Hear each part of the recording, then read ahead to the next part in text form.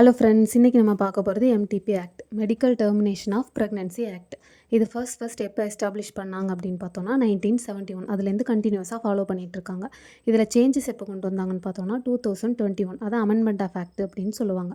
So இதில் என்னென்ன termination condition இருக்குன்னு பார்க்கலாம். அப் டு 20 வீக்ஸ் வரைக்கும் ஒரு டாக்டரோட கன்சென்ட் இருந்தால் போதும். அவங்க ஒப்பீனியன் கொடுத்துட்டாங்க அப்படின்னா டெர்மினேட் பண்ணிக்கலாம். 20 to 24 வீக்ஸில் இருக்காங்க மதர், அவங்களுக்கு டெர்மினேட் பண்ணணும் அப்படின்னா 2 டாக்டர்ஸ் ஒப்பீனியன் வேணும். ஸோ 2 பேரும் ஃபிட்னஸ் கொடுக்கணும். இது எப்போல்லாம் பண்ணுவாங்க அப்படின்னு பார்த்தோன்னா, ஒரு ஸ்பெஷல் கேசஸ் கொஞ்சத்தில் தான் பண்ணுவாங்க. ரேப் சர்வைவர்ஸு, மைனர்ஸு, டிஃப்ரெண்ட்லி ஏபிள்டு விமன், அவங்களால பேர் பண்ண முடியாது அப்படிங்கும்போது டெர்மினேட் பண்ணுவாங்க.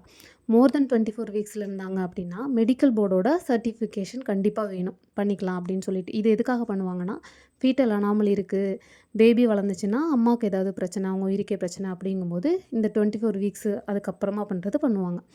ஓகே. இப்போ கன்சர்ன் கண்டிப்பாக வாங்கணும். யார்கிட்ட இருந்து வாங்கணும் அப்படின்னு பார்த்தோன்னா, விமனோட கன்சர்ன் மட்டும் தான் வேணும். ஏன்னா அவங்க மட்டும் தான் பேபியை வளர்க்க போகிறாங்க. So விமனோட concern